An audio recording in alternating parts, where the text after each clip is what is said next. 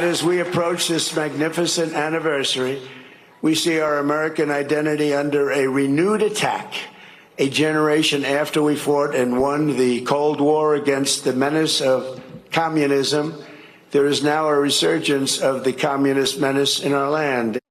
Communism is a mortal threat to American liberty. It is the greatest threat to our country. We're not going to let this happen to us. Believe me, we're not letting it happen. Because communism is the enemy of free people everywhere. After 250 years, American freedom still rings. The American dream still lives, and the American flag still flies more proudly than ever before. After 2.5 centuries, we know that this is not an ending. This is only the beginning of the golden age of America. It's a great speech. President Trump with a stark warning against communism, because we've been watching what's happening in these elections. And he mentioned it yesterday at Mount Rushmore. Well, here to discuss is New York Congressman Mike Lawler. He did a great job on the Hill the other day, standing up for Sheridan Gorman's family. Thank you so much. Thank you. What do you make of this? We heard the president last night saying communism will never happen. But you live in New York. You saw what happened last week when these 3 socialists were elected in the primary. And America hating and Israel hating. Yes. No question. And it wasn't just the 3 congressional races. It was state legislative. Yes. They won over half a dozen state legislative seats. You know, I look right here with the Statue of Liberty in the background. That's where I proposed to my wife, an immigrant from Eastern Europe. She escaped the Soviet Union, communism, came here in search of a better life by herself. And I think of Zohran Mamdani, who I served with in the state assembly, a Ugandan-born immigrant who came to the United States of America and is now the mayor of the financial capital of the world. And instead of embracing the fact that only in America could that happen, that a Ugandan-born immigrant could become the mayor of the largest city in America, instead of embracing that, he talked down about America. He degraded America, sitting behind George Washington's desk and basically embracing socialism.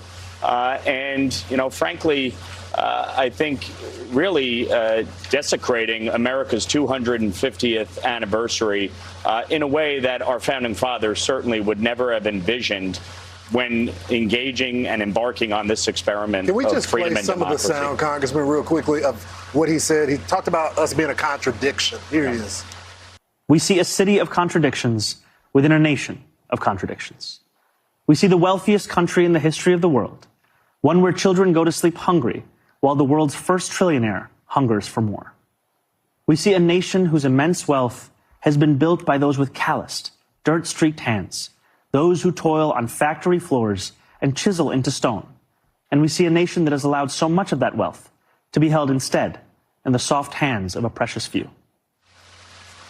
We're the most giving nation. What is he talking about? It's truly mind-boggling. America has done more to ensure freedom and opportunity and prosperity for everyone, not just here in our country, but around the world. When you think back to the Revolutionary War, to the Civil War, to World War II, and what American blood and treasure did to ensure freedom, it's truly mind-boggling to listen to that speech from the mayor of New York City, and especially 25 years after 9/11.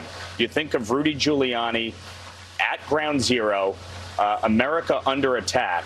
Zohran Mamdani embraces people like Hassan Piker and, you know, these socialists that win election that are saying America is at fault for 9/11. It's crazy. Yeah. How about this? America, they will tell you, belongs only to those with the right accent or right shade of skin. Screw you. I mean, what kind of attitude is this? So ungrateful. What kind of message? And he thinks that will resonate with the people that put him in office. Well, sadly, he might be right. For some, the politics of envy and jealousy are rising. But I fundamentally believe in the goodness of America and the American people. And they will reject this soundly in November in the midterms.